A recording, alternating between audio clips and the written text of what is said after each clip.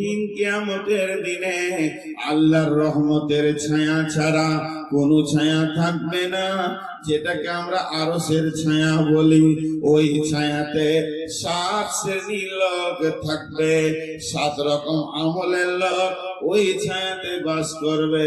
তার মধ্যে একটা হলো ওয়াশাবুন নাশাআ ফি ইবাদাতিল্লাহ, ওই যুবক ওই যুবতী যে যৌবন কালটা আল্লাহর হুকুমে অতিবাহিত করেছে।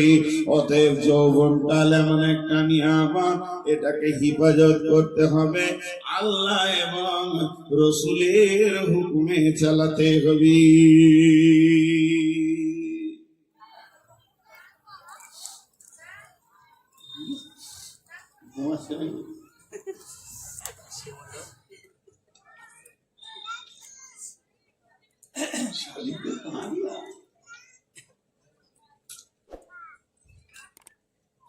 একটা বলা হলো 3, 3, 6, 3, 9, 12টা উঠলো।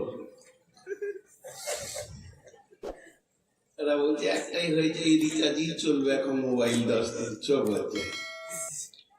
এখানকার লোকের আদতও খারাপ আছে, কিছু খারাপ মনে করি না। একটা প্রসঙ্গ বিষয় নিয়ে কথা বলছি, তারপরেও নাম্বার 2, সিহআতাকা ক্বাবলা সুকুমিকা, সিহআতাকা ক্বাবলা সুকুমিকা। আল্লাহর নবী বলছেন, হে মানব কুল, আমার উম্মতের দল, তোমরা গাফলতিতে আল্লাহর দেওয়া নিয়ামতকে ভুলে যেও না, হারিয়ে দিও না। শুনে নাও, 5 নম্বরের 5টার মধ্যে নাম্বার 2 হচ্ছে সুস্থ শরীর একবার পাবে, যেদিন তোমাকে রোগে ধরবে এই সুস্থ শরীরটা আর দ্বিতীয়বার তুমি ফিরে পাবে না। সুস্থ শরীর এমন একটি নিয়ামত, সুস্বাস্থ্যর মতো নিয়ামত পৃথিবীতে কিছু নাই। সুস্থ শরীর কত বড় নিয়ামত, যার রোগ হয়েছে ওকে জিজ্ঞেস করো। অতএব বিশ্বনবী বলছেন, তুমি যতক্ষণ সুস্থ আছো ততক্ষণ জেনে নাও বিরাট একটা আল্লাহর নিয়ামতের মাঝে আছো। যেদিন তোমাকে রোগ ধরে নেবে, 1000 মাথা ঠুকলাও আর দ্বিতীয়বার সুস্থ শরীর ফিরে পাবে না। রোগ 2 রকম, একটা ডিজিটাল, একটা নরমাল। আজকে জ্বর সর্দি একটু হলো, মাথা ব্যথা, কালকে ছেড়ে গেছে, এটা নরমালি হয়। অ্যাক্সিডেন্ট হয়ে গেছে, হাড় ভেঙে গেল, 2-4-6 মাসের পর ঠিক হয়ে গেল।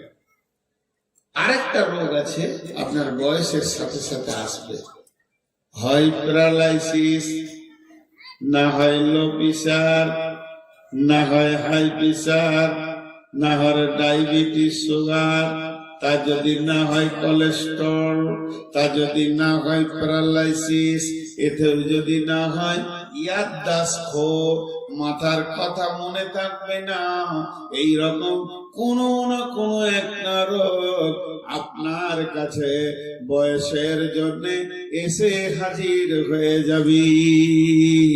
বিশ্বনবী বলছেন, ওই রোগটা যখন আসবে, ওই রোগটা মত পর্যন্ত তোমার সঙ্গী হবে। অতএব এই রোগ আসার আগে তুমি আল্লাহকে বেশি করে ডেকে নাও, 5 ওয়াক্তে মসজিদে যাও, 5 ওয়াক্ত নামাজ পড়ো, উজু করো, দাঁড়িয়ে নামাজ পড়ো। এমন একটা দিন আসবে, সেদিন তুমি দাঁড়াতে পারবে না, বসেও শান্তি পাবে না, শুয়ে নামাজ পড়তে হবে, মসজিদে যেতে পারবে না, বাড়িতে নামাজ পড়তে হবে, আর উজু করতে পারবে না, তায়াম্মুম করে নামাজ পড়তে হবে। যদি জওয়ানি কালে তুমি ঠিক মতো মসজিদে ডিউটি দাও, তো আমার রব ওই জওয়ানি মেজার মেনে তোমাকে নেকি দান করবে। অতএব ওই রোগটা আসার আগে সুস্থ শরীরকে নিয়ামত মনে করো।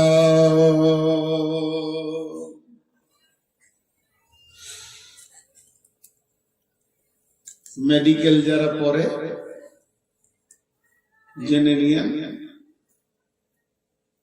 ডাক্তারদের হিসাবে 48-50 বছর বয়স হলে একটা ব্যাগ আসবে আল্লাহর তরফ থেকে। আমার যখন প্রথম সুগার ধরা পড়ে, তো ডাক্তার বলছে যে এত তাড়াতাড়ি নয়, আপনার একটু আগেই হয়েছে। স্বাভাবিক যখন 48 বয়স হবে তখন একটা নতুন ব্যাগ পাবে সব মানুষ। কি ব্যাগ? যে ওইটার নাম হচ্ছে ওষুধের ব্যাগ। আসলেই ওর কাছে এখন খুব জমানি তাল চলছে। আর 48 যেই বয়স হবে খালি পকেটে হাত ভরবে, খাবে, পানি খাবে, দেখতে চায়, কাপ খায়, আসবেই। তবে মাঝে একটা খুশির কথা বলে দিই, এই রোগটা যার আছে মত পর্যন্ত সঙ্গীওয়ালা রোগ, আপনার মহা মত কিয়ামতের মাঠে প্রাইজ পাবেন। তবে আল্লাহর বিরুদ্ধে যদি কথা না বলে থাকে, আল্লাহ আমাকে কেন এমন রোগ দিলেন, অতএব ধৈর্য ধরতে হবে। একটা মেয়ের মির্গি রোগ ছিল, ওই রোগটা যখন ওর উঠতো তো ন্যাঙ্গা হয়ে যেত, কাপড় চোপড় ঠিক থাকতো না।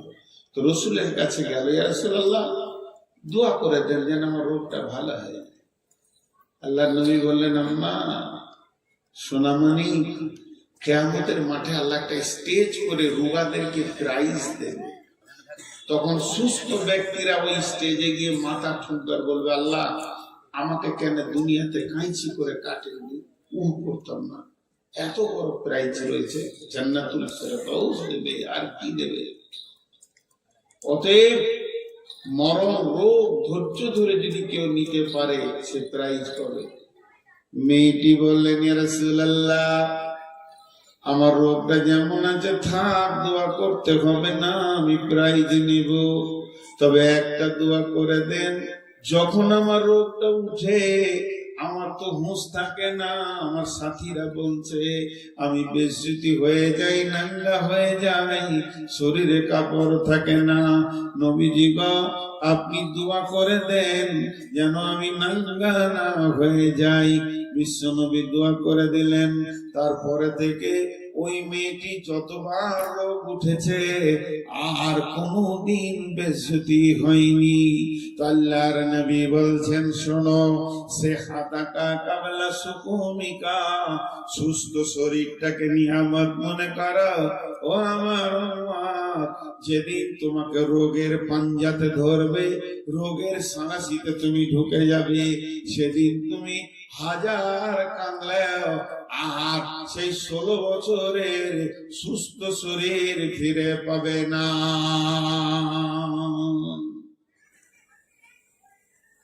দুইটা হবে না, দুইটা হবে। নাম্বার 3, ফারাগাকা কাবলা সুগলিকা।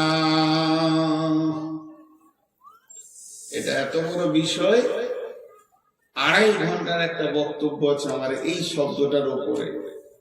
কোরআনের অনেক আয়াত আছে, এটা কত দামি বিষয়। ফারাগাকা কাবলা সুগলিকা, বিশ্ব নবী বলছেন সব থেকে পৃথিবীতে নিয়ামত হলো সময়। সময় কিন্তু দাঁড়ায় না, সময় চলতেই আছে। লকডাউন হোক, সব হোক না কেন, আপনি আমি বসে বসে দোকানে রেস্ট নিব, সময় কিন্তু চলতে থাকে। আমি যদি বাইকটা নিয়ে চালাই, আমি চলি, আমার বাইক চলে, আমি ডাক বাংলায় গিয়ে বাইকটাকে স্ট্যান্ড করে দিয়ে 1 ঘন্টা বসে বসে যদি গল্প করি, আমার বাইকও দাঁড়িয়ে থাকবে, আমিও দাঁড়িয়ে থাকবো। আমার বাইকের মিটার উঠবে না, আমারও মিটার উঠবে না, কিন্তু সময় কারো অপেক্ষা করে না। সময় যেন একদম ধীর ভাবে চলতে রয়েছে, টিক টিক টিক টিক করে চলছে, সেকেন্ড নিয়ে চলছে। আপনাকে আমাকে 50 বছর পৃথিবী দেখিয়ে দিল। বিশ্ব নবী বলছেন যে সময়কে চিনল না সে কি আর চিনবে? বন্ধুরা আমার, সময়ের গুরুত্ব আল্লাহ কোরআনে কত দিয়েছেন। সময়কে কেন্দ্র করে 3খানা গোটা গোটা সূরা দিয়েছেন। একটা সূরার নাম দোহা, উদীয়মান সূর্য, এই একটা সূরা দিয়েছেন। একটা গোটা সূরা দিয়েছেন দিনের শেষে, তার নাম আসর, আসরের ওয়াক্তকে কেন্দ্র করে একটা সূরা দিয়েছেন। আর একটা দিয়েছেন রাতের শেষে, ফজর, সূরা ফজর, সূরা আসর, সূরা দোহা। সূরা একটা রাতের শেষে, একটা দিনের শেষে। বন্ধু, সময় কত বড় নিয়ামত। একজন দার্শনিক বলছে যে সময়কে গুরুত্ব দিল না, সে নিজে কি গুরুত্ব দিল না। আমি একটা বরফ, আমি নিজে একটা বরফ, চু চু চু চু করে শেষ হচ্ছি। তার মানে বরফ যেমন চুয়ে শেষ হয়ে যায়, একটা মানুষ তার বয়সটা চু চু করে শেষ হয়ে গেছে। সে 1 ঘন্টা বসে আড্ডা দিল, সময়টাকে নষ্ট করে দিল। ওটা কখন বুঝবে? যেদিন কিয়ামতের দিন একটা নেকির কারণে জাহান্নামের ফয়সালা চলে আসবে, তখন মাথা ঠুকে বলবে, কেন আমি চায়ের দোকানে 3 মিনিট সময় ফালতু কাটিয়েছিলাম। একবার যদি ওই ফাঁকে সুবহানাল্লাহ বলে নিতাম তা আজকে বেঁচে যেতাম। সময়ের কত মূল্য বন্ধু জেনেলেন ওই লোকের কাছে যার পরীক্ষায় ফেল করেছে, যার হাত থেকে ট্রেন ছাড়া গেছে, যে 1টা বছর কিভাবে তার কাটবে। অতএব বন্ধু, সময় এত বড় নিয়ামত। সময় আপনার সঙ্গে কথা বলে। আমার এই চুলগুলো ছিল কালো, সময় কিন্তু সাদা করেছে। আমার চোখে কোনোদিন চশমা ছিল না। যতদিন পড়াশোনা করেছি চশমা কি জিনিস জানতাম না। এখন কোরআনের পাতা খুলতে গেলে আগে চশমা লাগাতে হবে। সময় আমার গান চোখে চশমা এনে দিয়েছে। শুধু তাই নয়, 3 ঘন্টা কেন, একটানা 4 ঘন্টা বকেছে, কিছুই মনে হয়নি। এখন 1 ঘন্টা ক্রস হলে মাথা ঘুরতে শুরু করে। সময় আমার সঙ্গে কথা বলে। শুধু তাই নয়, একজন দার্শনিক বলছেন সূর্য মানুষের সঙ্গে কথা বলে। যখন সূর্য পূব দিকে উঠে তখন বিশ্ববাসীকে বলে, এটা কোরআন নয়, এটা হাদিস নয়, এটা তাফসীরে এসেছে। সূরা আসর আর ফজরের তাফসীর করতে গিয়ে 8 থেকে 10 রকম তাফসীর এসেছে। নাম কেন ফজর হলো আর নামটা কেন আসর হলো? তার মধ্যে একটা তাফসীর, যখন সূর্য উঠে পূর্ব দিকে তখন সূর্য বিশ্ববাসীকে বলে, ওরে সৌভাগ্যবানের দল, গত রাতে তুমি লাশ হয়ে যাওনি, কবরে তুমি যাওনি, তোমাকে আল্লাহ আবার একটা নতুন দিন দিয়েছে। তোমাকে আল্লাহ কত ভালোবাসে, আবার তোমাকে সুযোগ দিয়েছে। যে সুযোগটা তুমি কবরে চাইবে, যখন আযাব শুরু হয়ে যাবে তখন তুমি বলবে, আল্লাহ একবার ছেড়ে দাও, আমি গুনাহ আর করব না। সেদিন তুমি ছাড়া পাবে না। আজকে আল্লাহ তোমাকে ছেড়ে দিয়েছে। এই রকম 53 বছর তোমাকে প্রতিদিন সূর্য ওঠার সময় ছাড়ছে। সুযোগ পেয়ে গেছো, তওবা করে নাও, মসজিদে গিয়ে চোখের পানিতে কেঁদে নাও। হে সৌভাগ্যবানের দল, না জানি মাগরিবের আযান তুমি শুনতে পাবে কিনা, এর কোনো গ্যারান্টি নাই। কিন্তু ওই সূর্য যখন আবার পশ্চিমে ডুবে তখন বিশ্ববাসীকে বলে, বিশ্ববাসী রে, চলে গেলাম, তবে বলে গেলাম তুই একদিনের রাস্তা কবরের দিকে আগিয়ে গেলি। তোর কবর যত দূরে আছে তোর কাছ থেকে একদিনের রাস্তা কেড়ে নিল। তুই কবরের দিকে আগিয়ে গেলে তোর কবরে যেতে যদি 20খানা দিন ছিল, আজকে থেকে 19 দিন গুনবি, কালকে 18 দিন গুনবি। হে হতভাগার দল, সারা দিনটা গাফলতি করলে, তবে শুনেলে সামনে তোর রাত এসে গেছে। রাতকে পেয়ে গেছিস মানে তুই সৌভাগ্যবান। তাড়াতাড়ি একটা কাজ কর, এই রাতেই তুই রবের সঙ্গে আলোচনা করেলে, রবের কাছে ক্ষমা চেয়েলে, গভীর রাত্রিতে আর গাফলতির ঘুম তুই দিবি না। অতএব গাফেলরা প্রথম যে কাজ করে, এরা সময়কে নষ্ট করে। যে ব্যক্তি সময়কে নষ্ট করে সে মূল্যবান জিনিসকে হারিয়ে দেয়। তাই বিশ্বনবী বলছেন, ফারাগাকা কাবলা সুগলিকা, সময় একটা নিয়ামত, হাতছাড়া হয়ে যাওয়ার আগে উম্মত রে সময়ের দিকে খেয়াল করিয়া। সময়টা নিয়ে অনেক কথা আছে। আল্লাহ একটা শব্দ ব্যবহার করেছেন ফজরের কসম খেতে গিয়ে। কি বলেছেন জানেন? হাল ফি যালিকা কাসামুল লিজি হিজর, হাল ফি যালিকা কাসামুল লিজি হিজর। হিজর মানে হচ্ছে চেতনা। ব্রেক, ব্রেক কত রকম আছে? ডিস্ক ব্রেক আছে, অয়েল ব্রেক আছে, তারপরে ব্রেক লিভার দিয়ে তার ব্রেক আছে, হাওয়া ব্রেক আছে। পৃথিবীতে যত ব্রেক আছে, বিমান থেকে নিয়ে, প্লেন থেকে নিয়ে, রেল থেকে নিয়ে, রকেট থেকে নিয়ে, সাইকেল পর্যন্ত সব ব্রেক গুলোকে যদি এক জায়গায় করে দেওয়া যায় মোটর সাইকেলে, কোনটাই ব্রেক নয়। ব্রেক হচ্ছে বিবেক,